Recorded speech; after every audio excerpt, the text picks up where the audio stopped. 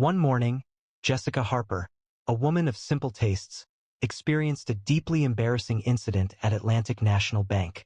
Her bag was emptied, coffee spilled onto her shirt, and she was pushed towards the exit, ridiculed for her sweatpants and treated with derision as if she were out of place. The lobby was filled with hushed whispers and scornful looks as she stood there, feeling frozen and utterly ashamed. However, the atmosphere abruptly shifted as her billionaire husband arrived. With a single, understated instruction, derision transformed into remorse, laughter into apprehension, and pride into complete astonishment. The bank presented a facade of smooth marble counters and subdued conversations, an environment where affluence seemed to permeate every gleaming surface. Jessica entered, dressed in gray sweatpants and a simple white t-shirt, her auburn hair pulled back in a relaxed ponytail.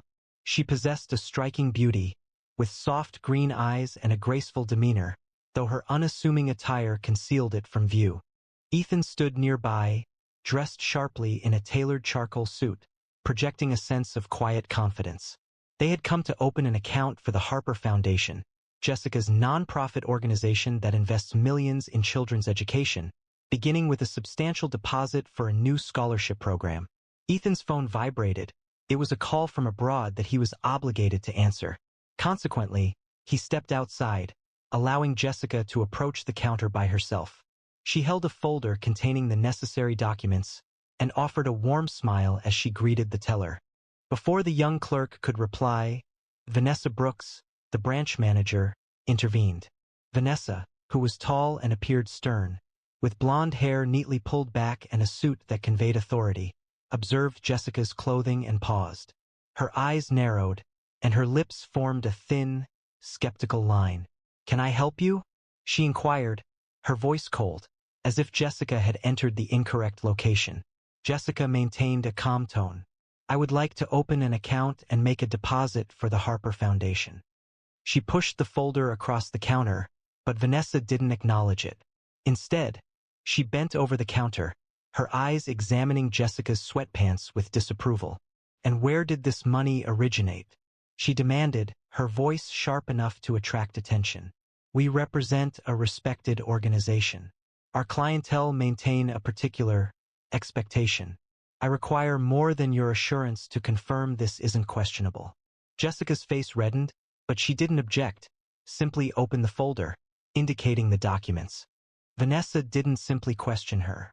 She leaned across the counter, took Jessica's tote from her shoulder, and spilled its contents onto the floor. A phone, a wallet, keys, they scattered like refuse. "Let's see what you're truly carrying," she said, sneering, and kicked Jessica's wallet beneath a chair. Marcus clapped. "Bet it's stolen. Look at her clothes." Ryan reacted, whispering, "That's excessive." But Vanessa retorted, "Quiet, child. This is my performance." Jessica bent to collect her belongings, her hands shaking. Despite her distress, she remained composed, picking up her things as the crowd watched, their quietude feeling like a painful twist. Vanessa intervened. She grabbed the folder, examining its contents with a showy doubt, then threw it back onto the counter with a dismissive noise. "This could be fabricated, as far as I know," she stated, her voice growing louder. "People like you don't simply walk in with foundation money. What's your game?" Several clients waiting in the queue seemed restless, their gazes moving between Jessica and Vanessa. A man wearing a pinstripe suit quietly remarked to his wife, "She doesn't appear to fit in." Jessica's grip on the folder grew tighter, but she maintained her composure. "This is genuine. My husband and I—" Vanessa interrupted, advancing, her finger pointing just an inch from Jessica's face. "Don't offer me explanations." She spoke sharply. "I've seen your type, looking like you just woke up, thinking you can defraud a bank like this. I ought to summon security immediately." The room fell silent, many heads turning. A teller, Ryan, visibly flinched behind the counter, but remained silent. Jessica felt her heart race. She disliked confrontations, but she didn't react, maintaining her composure as a silent defense. The discomfort continued. Vanessa signaled a security guard, Marcus, a large man, who approached with a concerned expression. "Watch her," she ordered, her voice loud and sharp. I don't trust this one. She's likely here to do something dishonest. Marcus crossed his arms, standing over Jessica, as Vanessa smirked. What's in that bag? She demanded, pointing at Jessica's plain canvas tote. Open it, let's see what you're hiding. Jessica's voice trembled slightly, but she remained composed. Just my phone and wallet, she replied, unzipping it to show them. Marcus escalated the situation, taking a cup of coffee from the counter and inadvertently spilling it down Jessica's shirt. The hot liquid soaked her white t-shirt and dripped onto her sweatpants. Oops, thought you needed a wake-up call, he remarked, smirking as Vanessa laughed. Now she looks the part, wet trash. The pinstripe guy chuckled, saying perfect upgrade for a beggar, while the fur coat woman snapped a photo, giggling this'll go viral, scammer gets soaked. Jessica remained there, soaked and with stinging skin, her demeanor a sharp difference from their hostility. Yet the crowd's laughter continued. Vanessa scoffed, a likely story, as Marcus searched, retrieving her keys and throwing them onto the counter as if presenting evidence. A woman in a fur coat close by chuckled, murmuring to her companion, she looks as if she's requesting money, not making a deposit. Vanessa proceeded with her remarks. She took Jessica's folder once more, this time tearing a page from the Foundation's proposal in two and throwing it to the floor. This is worthless, likely printed from a deceptive website, she exclaimed, her voice resonating as Marcus encouraged. Yeah, destroy it all. She's a fraud. The man in a pinstripe suit gave a knowing smile. She should have remained where she came from. A young teller named Lisa averted her gaze, feeling embarrassed but not speaking. Jessica reached down to gather the damaged paper, her hands trembling. She remained silent, simply returning the document to its folder, her composure highlighting the harshness of their actions.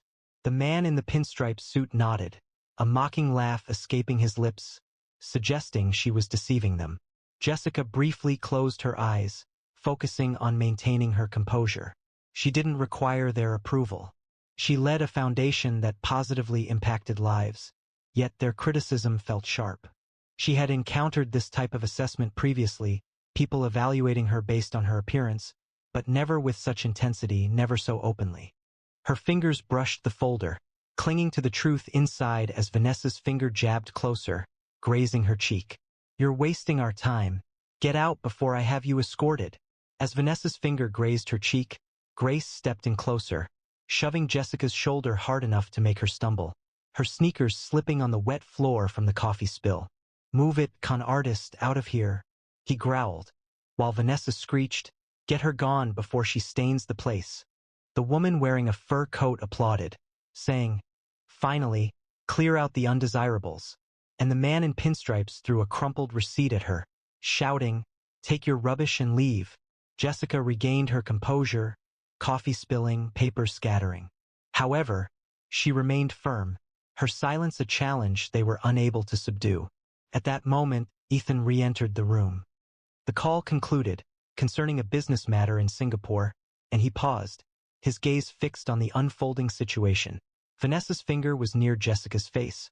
Marcus was nearby, and onlookers were observing. His jaw became rigid, but his voice, calm and authoritative, resonated.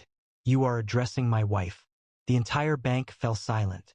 Ethan's voice didn't merely quiet the room. It resonated like a sudden, powerful sound, halting Vanessa in the middle of an expression, her fingers still suspended in the air, as if illuminated by a focused beam of light. The murmur of the crowd ceased abruptly, giving way to a collective intake of breath that seemed to drain the air. Vanessa's strong arms fell limp, as if they had lost their function, and the man in the pinstripe suit's mouth dropped open, his tie appearing like a rope around his confident throat. Jessica's green eyes briefly met Ethan's, a hint of reassurance visible beneath her composed expression. And the bank felt constricted, as every head turned towards the man in a suit who had just overturned their reality with 5 straightforward words. Vanessa's finger fell, her face paling. Ethan did not hurry. He walked, each step a measured rhythm that resonated off the marble, his suit slicing through the disarray like a blade through paper. Jessica breathed out, her shoulders relaxing for the first time since Vanessa's finger brushed her cheek. The coffee stain on her shirt, now a symbol of perseverance as Ethan's presence enveloped her like armor. The woman in the fur coat dropped her phone. It fell to the floor with a clatter, effectively ending her chance for a viral photo moment. Ryan's eyes widened behind the counter, a smile playing on his lips. He anticipated this, and it arrived, a spectacle impossible to overlook. Marcus retreated, his hands relaxing.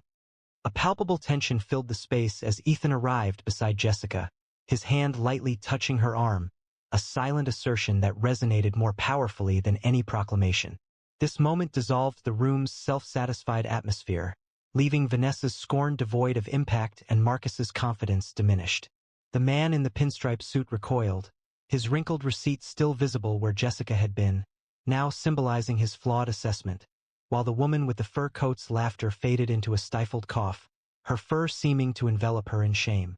Ethan's hazel eyes focused on Vanessa, conveying a sense of impending confrontation, and the audience perceived it. The situation shifted. The woman who had been the target of ridicule now commanded attention, poised to dispel every unkind remark. The man in the pinstripe suit's laughter ceased abruptly, and the woman wearing fur momentarily paused, her amusement cut short. Ethan approached Jessica, his suit impeccable, his stance radiating quiet intensity. "What's going on here?" he inquired, having witnessed enough. Jessica gently touched his arm, her gesture reassuring yet resolute. "It's okay, Ethan. I was simply attempting to open the account." Vanessa hesitated, speaking with a slight tremor. I was unaware." Ethan's gaze sharpened, interrupting her. "What did you not realize? That she is my wife, or that she is more valuable than your entire branch?" A palpable tension filled the room, as murmurs spread as people understood the situation. Ethan Harper wasn't merely wealthy. He was a billionaire investor, a dominant figure with over $300 million held at Atlantic National, his name frequently appearing in financial news. Vanessa's confidence faltered, her hands moving nervously with her blazer. "Sir, I was simply being careful." Ethan shook his head, his voice firm but pointed. "Careful? You publicly accused her of fraud because she wasn't wearing a designer dress. That isn't carefulness. That's presumption." Jessica moved forward, her green eyes bright, her tone composed. "It's not about my being his wife.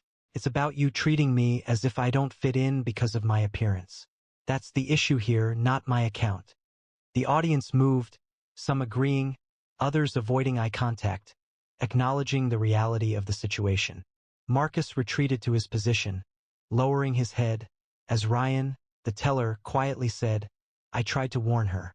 The man in the pinstripe suit straightened his tie, falling silent, while the woman with the fur coat gripped her handbag, her enjoyment vanished. Ethan's eyes scanned the room, focusing on Vanessa. "You embarrassed her without justification. She's here to make a deposit that will assist children who would never otherwise be in a place like this. Children you would likely criticize as well." Jessica affirmed, stating the Harper Foundation isn't about appearances, it's about people. She added, "You didn't even ask." The glass doors opened, and a man in a gray suit hurried in. William Carter, the bank president, appeared, his face etched with worry. Ethan had likely contacted him, probably Ryan, and he'd left a meeting uptown. "Mr. Harper?" "Mrs. Harper," he said, breathless. "I'm so sorry, I just heard. Please, let's talk privately." He gave Vanessa a look that seemed intense, then indicated a side office. People stepped aside, their expressions showing surprise as Ethan and Jessica entered.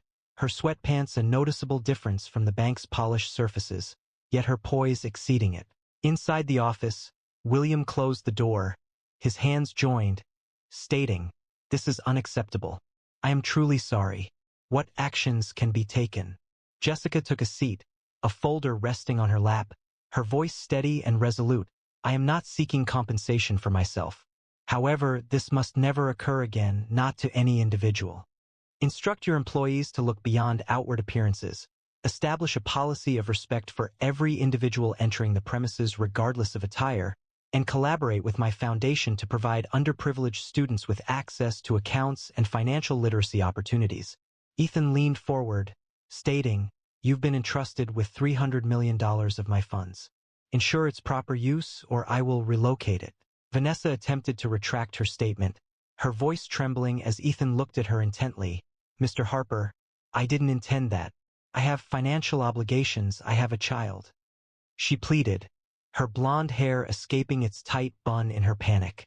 Jessica looked at her, coffee still staining her shirt, and said coolly, you meant every word. You judged me without asking. Ethan stepped in, towering, she's right, you're finished here. Cry all you want, your career is over. William nodded from the doorway, suspension is just the beginning. A full review will be completed by tomorrow. Vanessa crumpled. Her smugness vanished as the crowd watched her fall, their earlier jeers now a bitter echo. William quickly nodded, taking notes, affirming, done, everything. I'll oversee this personally. He hesitated, then announced, Vanessa is suspended, effective immediately, pending review. This isn't representative of our values. Jessica inclined her head, considering that's good, but don't just issue penalties. Address the underlying issues. People are capable of change. Marcus faced his own accountability. William summoned him after Ethan and Jessica departed, his face flushed with embarrassment. I wasn't aware of her identity. He pleaded, please, I need this job. His large build seemed to diminish under the president's gaze. William spoke with cold authority.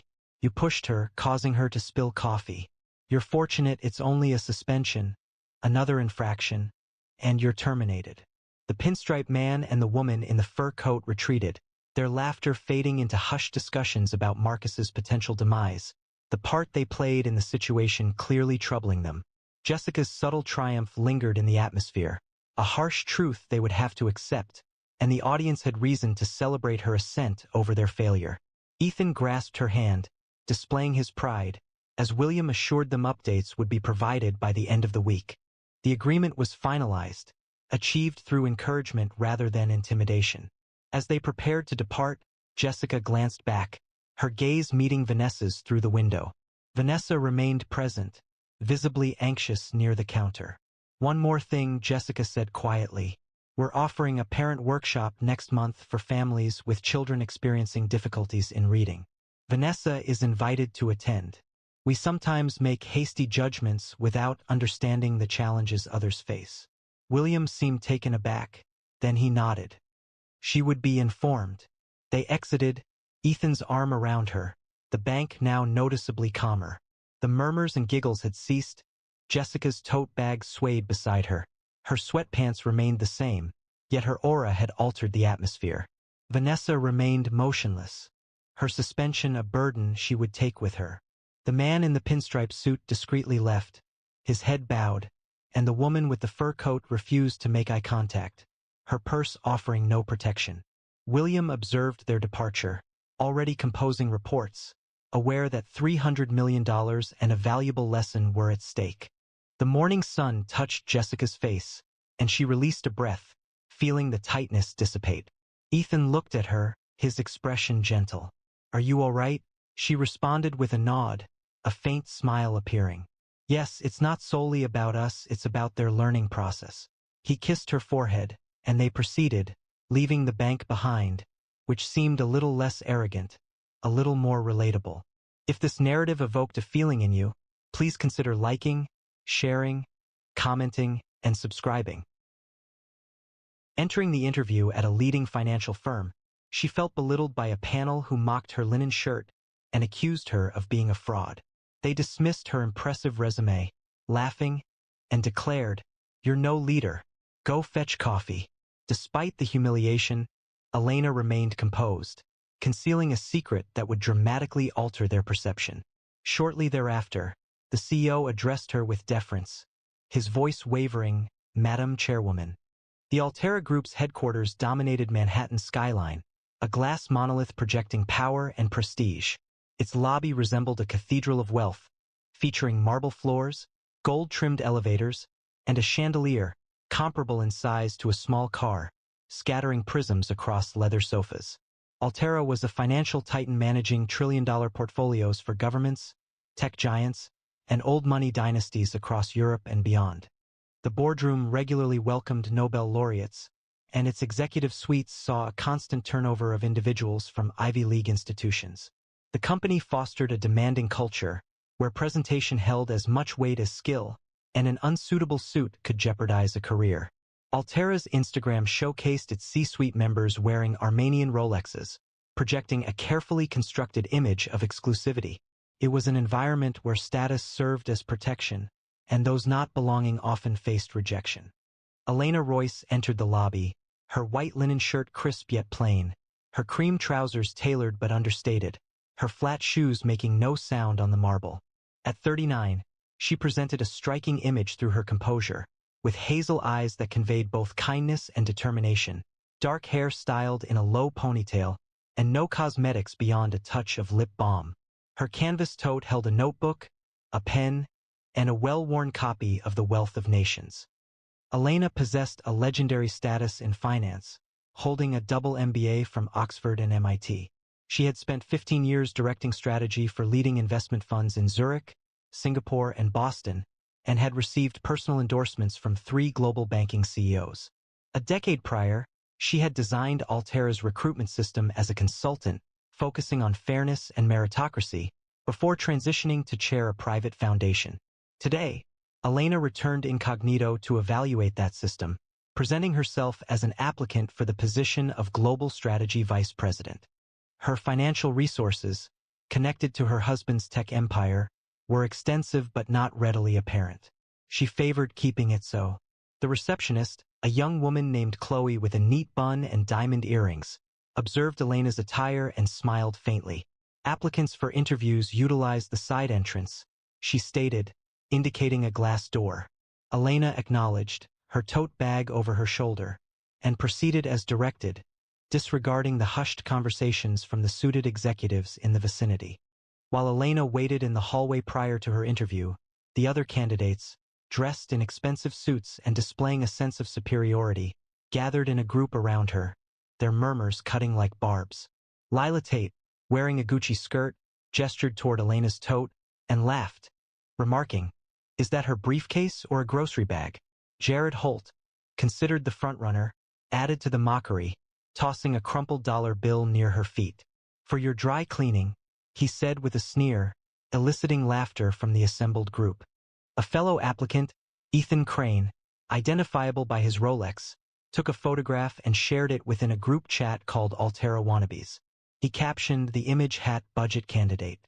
The sound of their amusement reverberated through the hallway as phones recorded Lila's chant. "No suit. No shot."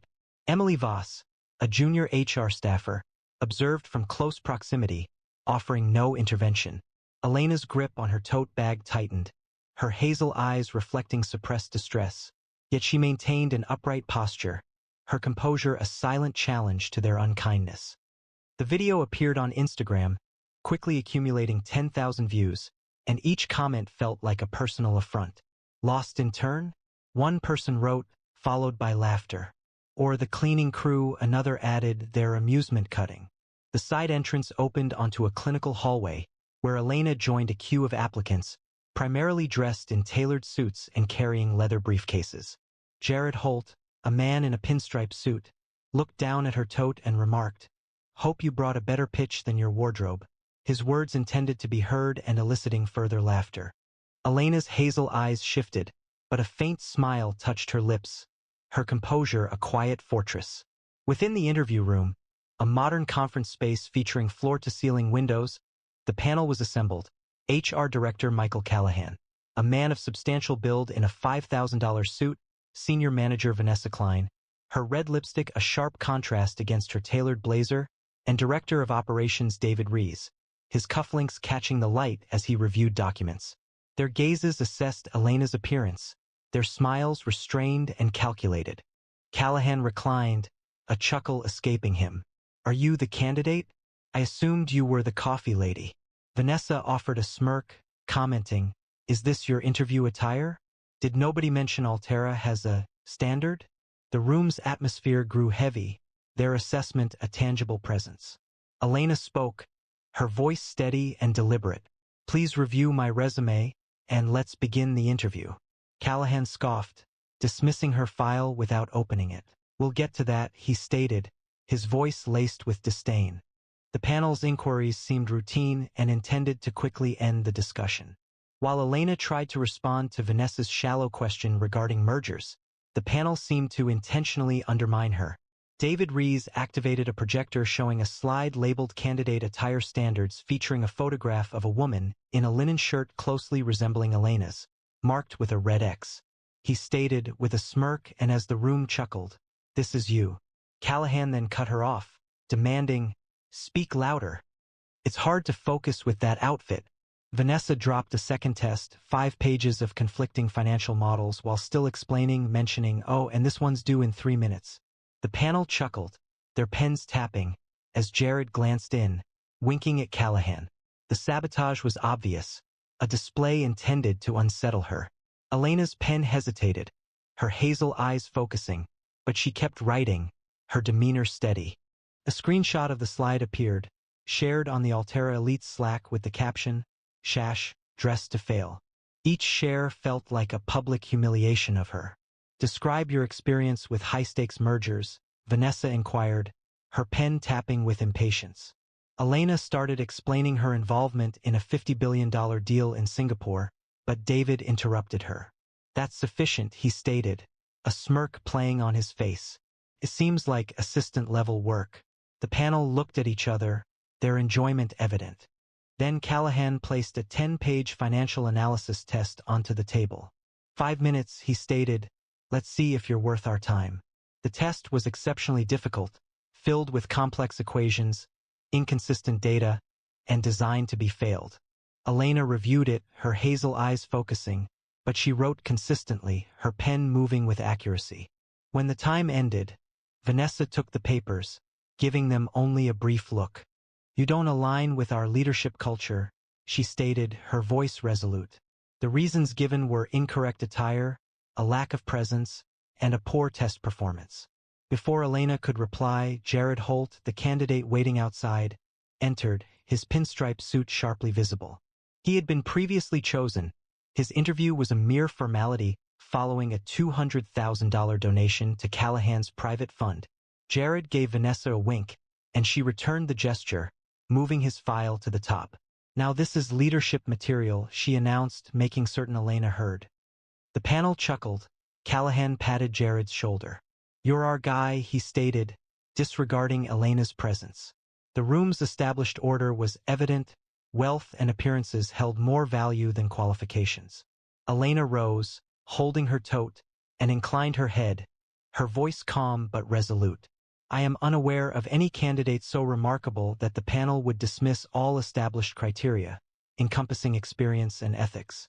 However, if a financial offering is sufficient to influence a decision, then today's assessment is superfluous." A palpable silence fell. Callahan's face flushed, his hand striking the table as he rose. "Are you suggesting we solicit bribes?" he demanded. "Do you have any understanding of who you're addressing? This is a leading financial conglomerate, not a venue for unfounded claims." Vanessa's slight smile disappeared, and her pen fell from her hand. David moved closer, his tone sharp. "You display a remarkable lack of respect, madam. It's no surprise you present yourself so plainly." The other candidates in the hallway, looking through the glass, murmured, "She's finished." Elena remained unmoved. She met Callahan's gaze, her voice calm and measured. "I know precisely who I am addressing," she stated, "and with equal clarity, who is not worthy of a place at this table." A profound silence filled the room, unsettling the panel, their eyes shifting with unease. As Elena's words lingered, Vanessa turned to David, her whisper carrying through the space. "She is likely a dissatisfied employee seeking legal action," she remarked with a smirk. "Observe her closely. It seems likely she created her resume at a public library." The interview panel reacted with laughter, their voices cutting, as Jared joined in, offering a playful salute to Elena. "Better luck at the temp agency," he remarked, high-fiving David.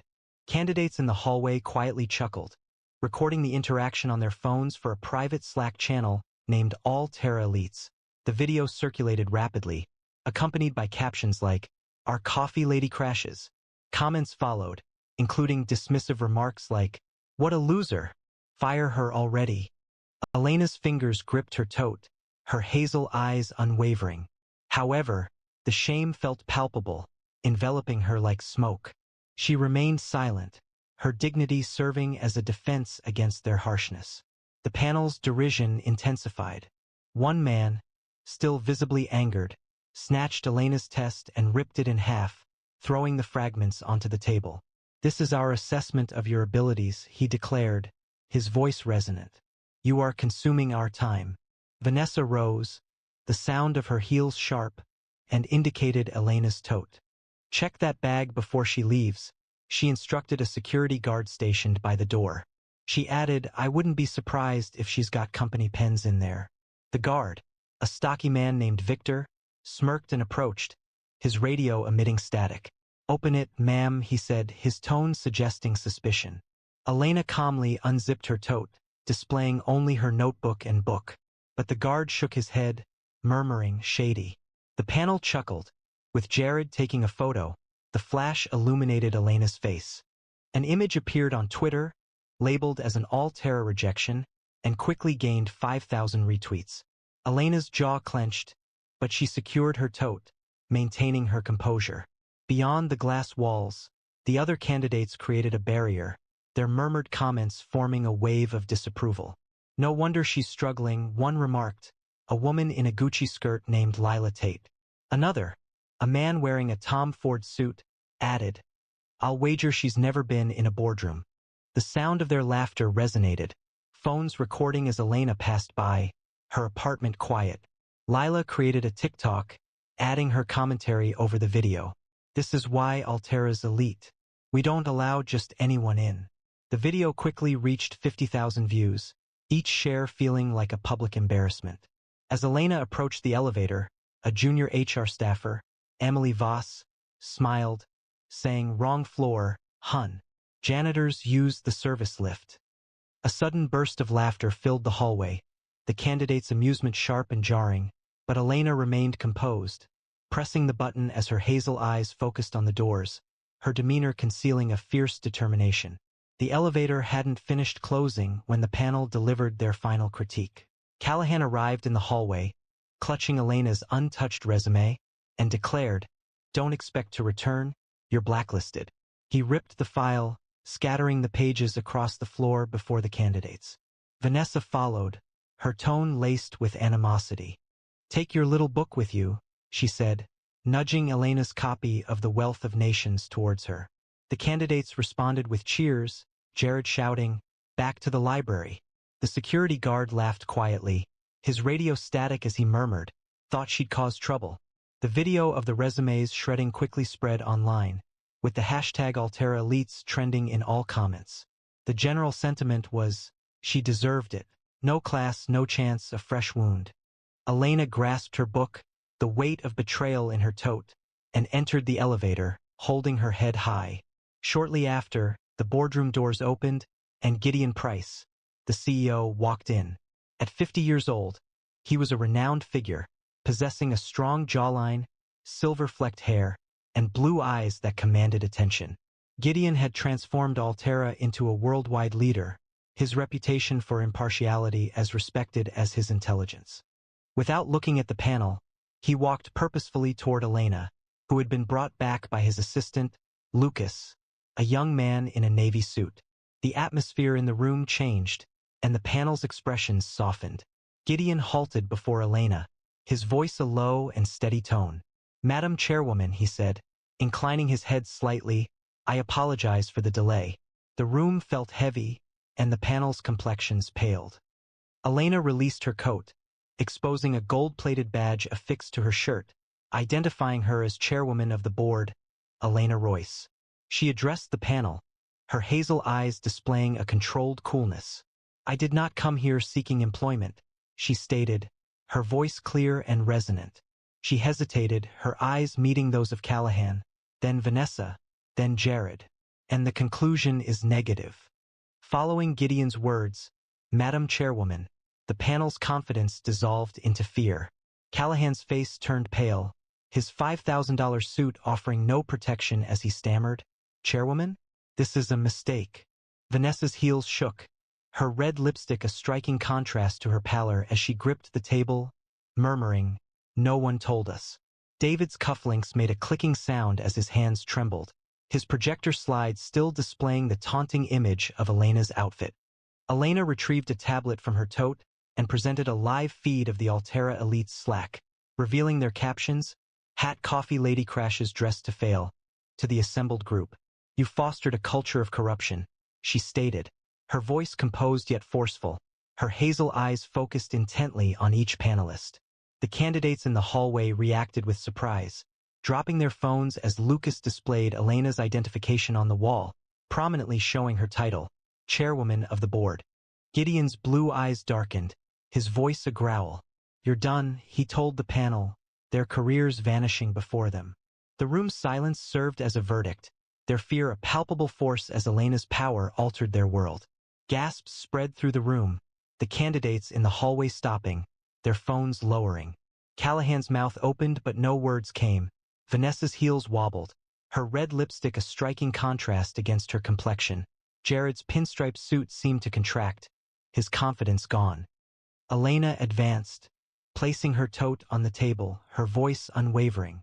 10 years ago, I established Altera's hiring process to emphasize merit, skills, ethics, and vision, she stated. Today you have demonstrated that it has become a venue for corruption and prejudice. She retrieved a folder from her tote, passing it to Gideon. This contains proof of payments to guarantee positions, encompassing Mr. Holtz. The folder specified Jared's $200,000 contribution, bank transfers linked to Callahan's account, and emails from Vanessa assuring Jared the position. A wave of shock rippled through the panel. Their hands shook. Gideon's expression grew severe, his voice firm. He announced, "Effective immediately, Mr. Callahan, Ms. Klein, Mr. Reese, and Mr. Holt are suspended pending investigation." The security guard, Victor, visibly lost color, his radio unresponsive as Lucas led him away. The consequences were substantial. By noon, Altera's board initiated a comprehensive inquiry, revealing a system of compensated roles and discriminatory behaviors. Callahan's fund was frozen, his $5,000 suit offering no protection as he confronted fraud charges. Vanessa's LinkedIn profile was overwhelmed with bribe queen comments, and her consulting engagements were canceled. Jared's finance career suffered a devastating blow, his pinstripe suit becoming a relic as firms placed him on a blacklist. The investigation uncovered that Lila Tate and Emily Voss had disclosed internal memos that ridiculed unsuitable candidates, resulting in their terminations and the suspension of their social media accounts for hate speech. Elena's inquiry went beyond suspending the panel. It removed individuals involved in wrongdoing from Altera's boardroom. She called for an urgent board meeting, appearing with a linen shirt illuminated by the chandeliers, and presented a file detailing 20 managers connected to the bribery scheme, their names displayed on a screen. The board, previously unconcerned with reputation concerns, remained motionless, their professional attire providing no protection as Elena's voice resonated. "You facilitated a process that traded trust for money." Sarah Holt, Callahan's deputy and the individual who had approved Jared's deal, visibly lost color as security personnel led her away.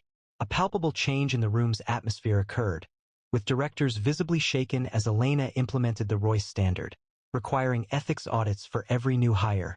The Financial Times broadcast her speech live, her tote bag visible on the podium as she stated, "Altera will lead by merit or it will not lead at all." Online platforms celebrated her, with the hashtag BoardroomBestrending gaining traction, each message acknowledging her bold leadership. The LinkedIn profiles of the removed managers disappeared, their apprehension regarding Elena's determination leaving a lasting impression. The Street Journal published a front-page article detailing the Altera scandal, highlighting bribery and bias within the financial giant. Social media exploded, with at Ultrashame becoming a global trending topic, users posting commentary. They ridiculed her shirt, now they are without employment. The hallway candidates, previously Elena's detractors, confronted a public accounting as Lucas broadcast the interview recordings to Altera's internal network.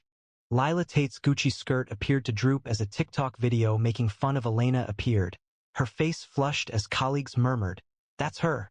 Jared's dollar toss played again, his pinstripe suit offering no protection.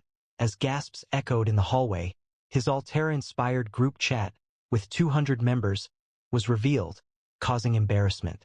Ethan Crane's Rolex shone as he attempted to leave, but security prevented him, his photo post now labeled, #, career killer online. Elena stood at the room's center, her tote on the table, and stated, "You judged me by my shirt, not my skills. Now the world sees your character." The footage appeared on LinkedIn, accumulating 5 million views, with comments such as, "They're finished. Elena's a queen."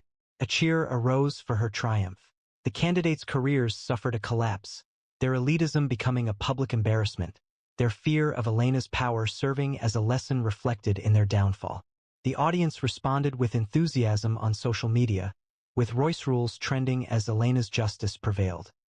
Footage from a leaked interview, provided to a news outlet by Lucas, reached 30 million views. The video depicted Callahan ripping Elena's test, Vanessa's request for a bag check, and Jared's taunts, contrasted with Elena's composure and Gideon's bull. The phrase "Madam Chairwoman" became a recurring theme on TikTok, with each mention celebrated as a sign of Elena's victory. Videos of the candidates, including Lila's TikTok and Jared's photo, were transformed into memes bearing the caption "Elite Losers." Altera's Instagram, previously a platform displaying authority, was overwhelmed with comments expressing disapproval, such as "Shame on you," seeking justice for Elena. The board's apology, released at 6 a.m., was overshadowed by online criticism, and the company's reputation became a warning example. Elena went beyond suspensions. 1 week later, she appeared at a press conference wearing a plain navy blazer, with a tote bag on the podium, to announce Altera's revised recruitment policy. She stated, with unwavering hazel eyes, that all applications would be submitted anonymously, without names, photos, or personal branding. Only skills would be considered. A wave of applause and flashing cameras filled the space. The new policy, known as the Royce Standard, prohibited evaluations based on appearance, requiring anonymous reviews for all positions. Forbes described it as a seismic shift in executive recruitment, and organizations such as Goldman Sachs and UBS implemented comparable procedures. Elena's Royce Standard created a significant impact far beyond Altera, compelling international companies to confront their own biases. During a Davos panel discussion, Elena, with her tote by her side, urged CEOs to implement blind hiring, her hazel eyes focusing intently on a visibly unsettled bank executive who had previously criticized her consulting work. The room fell silent. His apology was subsequently tweeted, and #Elena effect became a trending topic as 50 firms committed to reforms. Following the panel at Altera, the desks were cleared, Callahan's awards were discarded, Vanessa's designer pens were taken, and Jared's framed MBA was placed in a bin. Colleagues observed with astonishment as Elena passed, her flats making no sound, her voice composed. This exemplified accountability. The Economist highlighted her with the cover story, "The Chairwoman's Revolution," her linen shirt becoming symbolic. The individual responsible exhibited clear apprehension, their names removed from finance records, their workspaces deserted as Elena's policies transformed the industry. Online platforms expressed approval, with users commenting, "She straightened the executive out." Elena's influence, understated yet profound, left those responsible feeling shaken. Elena's impact extended beyond Altera. Her foundation initiated a worldwide program, providing financial training to 10,000 women, equipping them to address bias, with workshops featuring accounts of discrimination. She meticulously managed every aspect, her notebook documenting numerous ideas, and her tote bag a familiar sight at seminars. Her husband, Nathan Royce, a tech billionaire who established a cybersecurity enterprise, offered his support discreetly. His Gulfstream was stationed at Teterboro, yet it was Elena's vision that fueled change. The boardroom where she'd been mocked became the Royce Conference Center, honoring her legacy. Correspondence arrived from candidates globally, expressing how the Royce Standard instilled hope. Elena read each letter, her hazel eyes reflecting determination. Altera didn't fully regain its former vibrancy. Its stock price stabilized, but the company's culture transformed, the Royce Standard eliminating elitism. Altera's Instagram now highlighted a varied workforce, its chandeliers softened by Elena's influence, Callahan and Vanessa receded from public view, their bribes becoming a minor detail. Jared's LinkedIn profile remained inactive, his confidence concealed. Lila and Emily sought employment in retail, their TikTok videos removed. The public observed Elena's ascent, her white shirt symbolizing strength. She refrained from boasting, instead establishing a more equitable system, utilizing composure rather than animosity. Elena and Nathan enjoyed evenings in their Brooklyn brownstone, where the garden echoed with their daughter's laughter. She wore a linen shirt, he wore jeans, no tie. They discussed strategy over coffee, her tote on the counter holding a new photo. Elena at the policy launch, her smile radiant. Their wealth was immense, but their mission was greater, rooted in a shared belief in fairness. The world knew Elena now, not as a billionaire's wife, but as a force who turned scorn into systemic change. Elena Royce didn't need a title, she was the standard. If the story moved you, please like, share, comment, and subscribe for more. The moment she entered the will reading, she was dismissed. A gray linen dress, a faded cardigan, and simple flats were all it took to elicit scorn from a room filled with meticulously styled appearances, their smiles seeming insincere. A man wearing a gold tie initiated the remarks, a mixture of laughter and mockery in his tone. "Is that the maid?" A young woman subtly inclined her head and murmured to her companion, probably a distressed former paramour seeking compensation. Ivy Clark remained near the rear of the room. She remained silent, showing no reaction, merely adjusting the strap of the cloth bag she held. In their eyes, she was merely a shadow, an outsider who had entered a space intended for blood, legacy, and status. However, they were mistaken.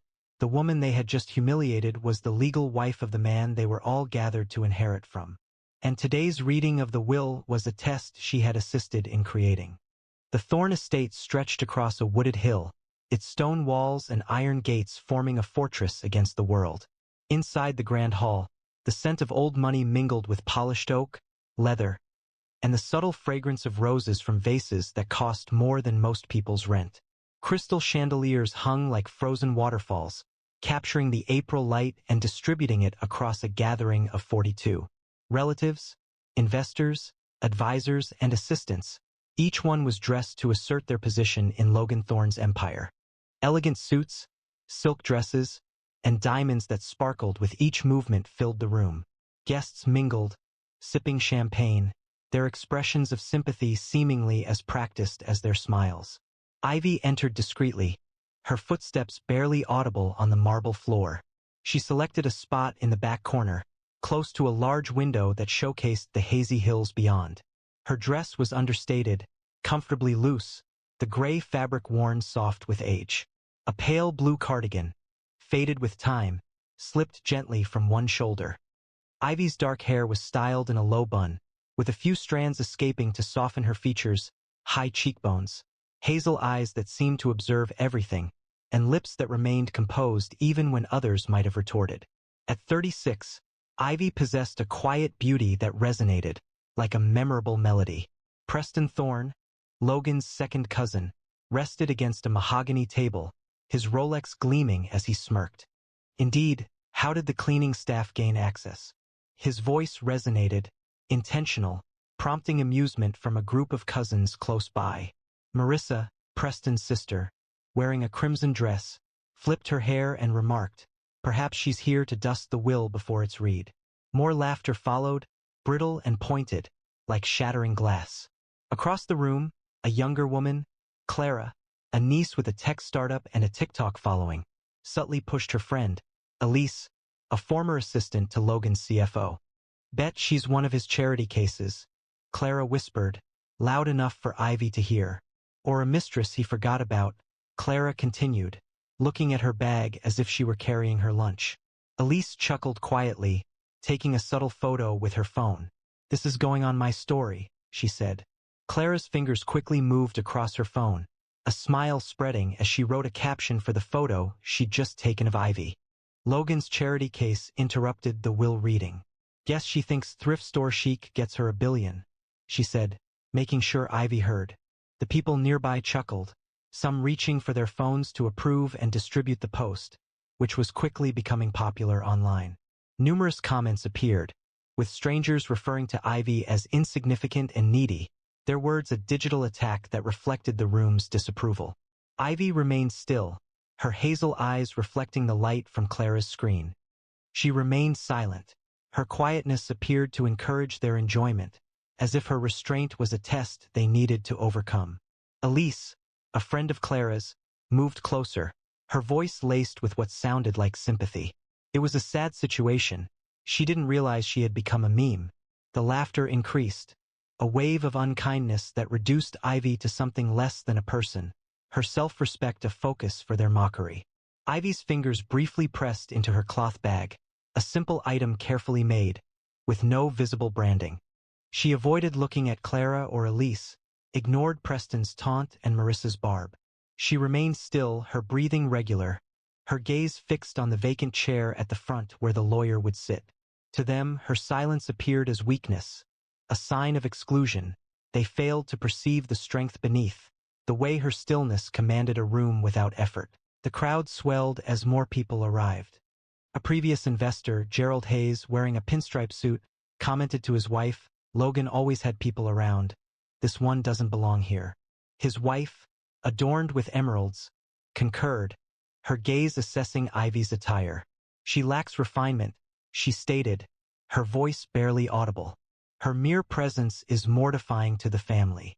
A relative, Trevor in a velvet blazer, called out, "Hey, dear, the kitchen is over there." He indicated a side entrance, smiling as his companions applauded him. A woman, Lillian, adorned with pearls and a descendant of ants, expressed her disapproval with a cluck of her tongue. She suggested someone should guide her out prior to the lawyer's arrival. She felt it was disrespectful to Logan's memory. Marissa, in a crimson dress that moved with each step, approached Ivy. Her heels made clicking sounds like a timer winding down. She halted close to Ivy, appearing taller, and her perfume was strong. "You're in the wrong place, darling," she stated, her voice clear and audible to everyone present. She extended her arm, brushing Ivy's cardigan as if it were discarded, her nails lightly touching the material with clear disapproval. "This isn't a soup kitchen. You should leave before you cause further embarrassment." The onlookers observed, a few smiling, others murmuring, but no one intervened. Ivy's hands remained firm on her bag, yet the intrusion into her personal space felt like an offense, Marissa's proximity a deliberate warning. A relative close by whispered, "She's got some nerve staying," and the room's agreement regarding Marissa's actions was evident, their quietness sharing in Ivy's distress. Ivy remained still. Her gaze shifted quickly to the security camera in the corner, its red light blinking consistently. She was aware it was active, transmitting to a secure server only 2 individuals could view. One was her, the other wasn't present. Not yet. As Grayson began to read, Trevor quietly moved behind Ivy, the fabric of his velvet blazer softly contacting the wall as he murmured to his companions, "Observe this." He retrieved a cocktail napkin from a table close by, wrote charity case with a Sharpie, and discreetly placed it in Ivy's bag while she was unaware. The room observed, quiet amusement rippling through the space as individuals indicated the note, its prominent letters marking Ivy. Clara took another photograph, struggling to contain her laughter, while Elise murmured, "She's a walking joke now." Ivy remained oblivious, her attention on Grayson, but the crowd's excitement was palpable, their amusement a painful blow to her sense of self. Trevor relaxed against his chair, smiling, as Lillian commented, "She deserves it for appearing like that." The prank was not only unkind, but also a performance, intended to make Ivy appear foolish for simply being present among them. The lawyer, Arthur Grayson, arrived promptly at 10 a.m. Dressed in a gray suit, his briefcase felt substantial with its contents. He appeared to be in his 60s, his face marked by years of managing wealth and conflicts. A stillness fell over the room as he placed his briefcase on the table, opened it, and retrieved a single, sealed envelope. There was no unnecessary display or introduction. He straightened his glasses and surveyed the attendees, his eyes briefly lingering on Ivy, a moment that disturbed Preston, who furrowed his brow and murmured to Marissa, "What was that?" Gerald Hayes stood, the fabric of his pinstripe suit straining as he gestured toward Ivy, his voice resonant like a judge announcing a ruling. "This woman is a fraud," he stated, his finger shaking with anger. "Logan would never permit someone like her close to his estate. She's here to deceive us. That's undeniable." The room filled with murmurs of concurrence, heads moving in agreement, gazes fixed on Ivy as if she were a criminal apprehended in the act. His wife, her emeralds sparkling, added, "She likely possesses a false identification within that worn handbag." The accusation lingered, casting Ivy as a criminal in their perception, her presence unwelcome and offensive. Ivy's gaze remained unwavering, yet the burden of their judgment felt immense, each word a painful blow meant to expose her.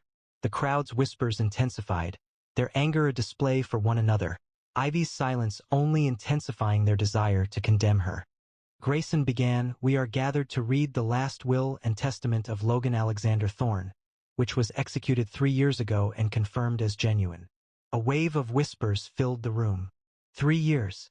Logan had disappeared only 6 months prior, his private jet having been lost over the Pacific. There was no debris, no remains, just an absence that generated news and avarice. Many believed he was deceased, many hoped so. Preston adjusted his tie, his smirk reappearing. "Let's proceed, then. Who receives the inheritance?" Clara moved closer, her perfectly shaped nails clicking against her phone, already composing her celebratory message. Gerald folded his arms, voicing concerns about stock options. Lillian held her pearls, confiding in Trevor about the summer house in Nice. Ivy remained motionless, her bag now on the floor. She observed Grayson's hands as he opened the seal, the breaking of the wax echoing in the hushed room. They moved closer, their breaths light, their gazes intense. This was the moment. The instant they had prepared for, plotted for, traveled across continents for. Logan's empire, encompassing tech patents, real estate, and a biotech firm valued at $90 billion, was potentially available, or so it appeared. Grayson opened the document, his voice calm yet measured, every word like a stone placed in quiet water. "I, Logan Alexander Thorne, being of sound mind, issue this as my final will. To my family, colleagues, and associates, I bequeath only this statement. Wealth exposes character, it does not define worth." The room fell silent. Preston's smile wavered. Clara's phone moved slightly in her grasp. Gerald's jaw clenched, his wife's emerald seeming surprisingly weighty. "Surely this couldn't be accurate," Grayson stated, appearing calm. "All my assets, company shares, properties, accounts, and intellectual rights, are bequeathed to one person. The individual who stood by me for no reason other than love. The person who never inquired about my net worth, never sought my name for status. My wife, Ivy." A sharp, jagged gasp filled the room as heads turned, searching for the person behind the announcement. Preston let out a short, disbelieving laugh. "Wife." Logan wasn't married. Marissa's hand covered her mouth, her red fingernails contrasting with her whitening skin. Clara's eyes narrowed, looking towards Elise, who silently questioned, "What the hell?" Gerald pushed back his chair, the sound scratching against the floor. "This is absurd. Logan never spoke of a wife. It must be a deception. Someone has fabricated this." Lillian gripped Trevor's arm, her voice high-pitched. "She's not here, right?" she asked, referring to a possible gold digger they hadn't met, someone attempting to take what belonged to them. Grayson raised a hand, calming them. "The will is valid, it was signed and notarized. We have supporting documents, including a marriage certificate, photographs, and personal letters, all available for verification." He retrieved a folder from his briefcase and opened it, displaying a photograph. It was Logan. He appeared younger, laughing, with his arm around Ivy, who was wearing a simple white dress. 7 years prior, a courthouse stood silent. Suddenly, the atmosphere shattered. Preston struck the table forcefully, declaring, "This is insanity. Who is she?" Clara rose, her phone unnoticed, demanding, "Where's this Ivy? Show her." Trevor responded with a scornful expression, suggesting, "Probably some con artist hiding in Belize." Marissa's voice, sharp with anger, pierced the noise, asking, "If she's real, why is she not here?" Too ashamed to show her face, Ivy advanced. The action was subtle, measured, resembling the shifting of a tide. She moved across the room, her footsteps silent, yet every gaze followed her. Her cardigan shifted gently, and her linen dress shimmered in the light. She paused near Grayson, maintaining a poised stance and a tranquil expression. A simple cloth bag rested on her shoulder, reflecting her understated nature. The quiet was profound. Grayson began to speak, then stopped, his gold tie appearing overly bright. Clara's cheeks reddened, a previous image seeming to glow from her phone. Gerald retreated into his chair, his wife's emeralds appearing less vibrant now. Lillian's pearls appeared to constrict her. Her hand paused in the middle of a movement. Grayson gestured toward Ivy, a subtle acknowledgement in his gaze. Mrs. Thorne, he stated, delivering the folder to her. She accepted it without a visible reaction, her fingers firm as she opened it, observing the photograph, her lips curving slightly, as if recalling the occasion it captured. Then she shut the folder and turned to address the assembled group. "I did not come for the funds," she declared, her voice distinct and calm, reminiscent of a chime through mist. "I came to understand your character. Who amongst you treated Logan like a person, rather than a financial asset? Who would grieve him, not his wealth?" She stopped, her hazel eyes moving across the assembly, observing each individual with ease.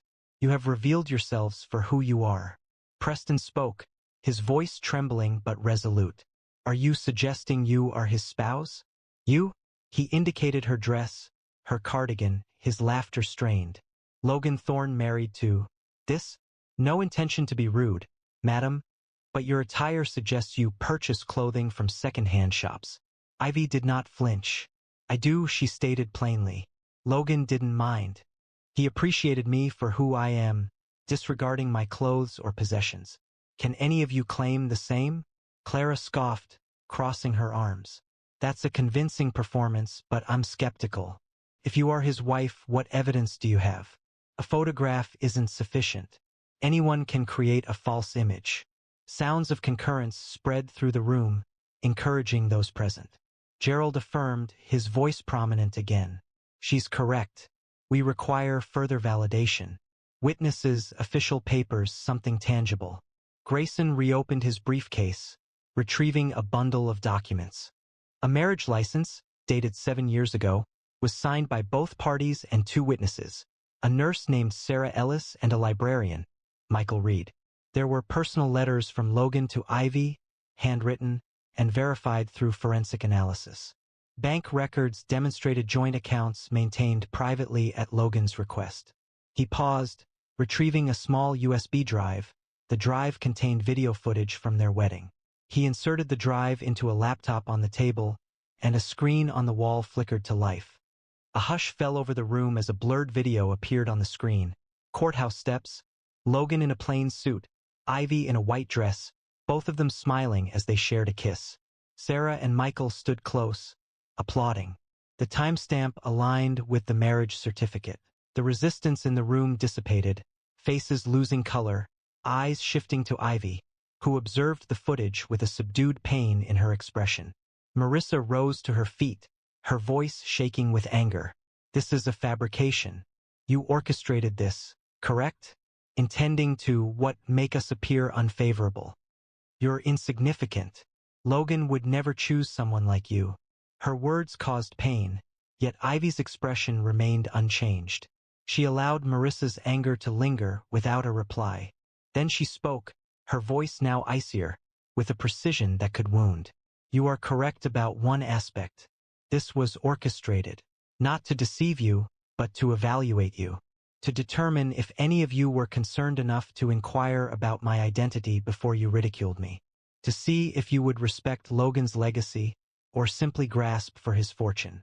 She advanced towards the assembled group, her aura dominating the space. "You have failed. Every single one of you." Trevor chuckled, now visibly anxious. "Test? Is this some kind of game show? Surely you can't be serious." But his voice faltered as Ivy's gaze locked onto his, unwavering and resolute. She retrieved a small remote from her bag. "Logan is not dead," she stated, choosing her words with precision. He is alive, and he has been observing you throughout this entire period. She activated the remote, and a monitor on the wall sprang to life. Within a room, shadowed and quiet, Logan Thorne was seated. Aged 42, possessing a lean build and dark hair touched with gray, his blue eyes remained keen. He reclined in a chair, his demeanor composed yet firm, reminiscent of a judge assessing individuals. A camera feed displayed a live connection with a timestamp visible. It read April 15, 2025, 10:32 a.m. Suddenly, the room erupted with gasps, shouts, and expressions of disbelief. Preston recoiled, his tie disarranged. Clara's phone slipped from her hand, the screen fracturing against the marble. Gerald's wife held his arm tightly, murmuring, "No, it's not possible." Lillian's pearls broke, pearls rolling across the floor. Logan's voice emerged from the monitor, deep and strong. "You believed I was gone. You thought this was your opportunity to divide up my life as if it were a cake. But I've been present, observing, hearing every word, each scornful expression, every deception." His eyes moved, seeming to look past the camera towards Ivy. "She cautioned me you would reveal your true nature." She was correct. Ivy's lips flickered, almost a smile, as she addressed the assembled group, her voice calm. Logan's aircraft incident was staged, a maneuver to assess allegiance and identify betrayals. You arrived promptly, adorned in your finest attire, eager to assert claims you did not possess. However, this was not about finances, it concerned uncovering the truth. The doors of the grand hall swung open, and Logan entered. He was genuine, substantial, his presence impactful. His suit was understated, without a tie, his shoes showing signs of his journey. A path opened as he moved through the room, the murmurs fading, the confidence disappearing. He paused near Ivy, his hand lightly touching hers, providing a sense of stability. She raised her gaze to him, her expression relaxing for the first time, and he inclined his head, a wordless understanding. He turned to address the room, his tone compassionate and natural. Ivy orchestrated this, the will, the reading, the cameras, everything. She wanted to understand your character when you believed you were unobserved, who would treat an unknown with respect, whose actions would be kind, whose concern would extend to me, irrespective of my financial status. He hesitated, his gaze traveling across the assembly, fixing upon each individual. None of you earned his favor. Logan's eyes settled on Preston, the man who had initially derided Ivy, his gold tie now appearing ostentatious and restrictive. You insulted my wife, Logan stated, his voice subdued yet intensely threatening, each word penetrating the room's astonished quiet. You chuckled as she remained standing, isolated, allowing you to reveal your character. Did you believe I wouldn't notice? Preston recoiled, his earlier confidence vanished, his fingers awkwardly adjusting his tie as if it offered protection. The onlookers observed, motionless, as Logan approached, his stature imposing even in his plain suit. You are not family, Preston, you are a parasite, and I will no longer sustain you. A guard materialized beside Preston, his hold steady, and as Preston departed, his objections were lost in the reverberation of Logan's statements. The room felt lighter, justice a tangible force, Ivy's honor restored with each step of Preston's disgrace. Preston attempted to speak, his voice hoarse. Logan, please, we didn't know. She didn't say anything. Logan's gaze snapped to him, cold and final. She shouldn't have had to. You saw a woman you didn't recognize, and your first reaction was to tear her down. That's not family, that's not loyalty. Clara stepped forward, desperate now. We're sorry, okay? We didn't mean it. Ask her, Logan, ask her to forgive us. Her eyes moved to Ivy, as if begging, but Ivy's expression was unyielding. Her silence felt more condemning than any words. Logan refused to agree.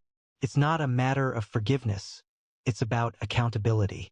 He gestured towards Grayson, who produced another document.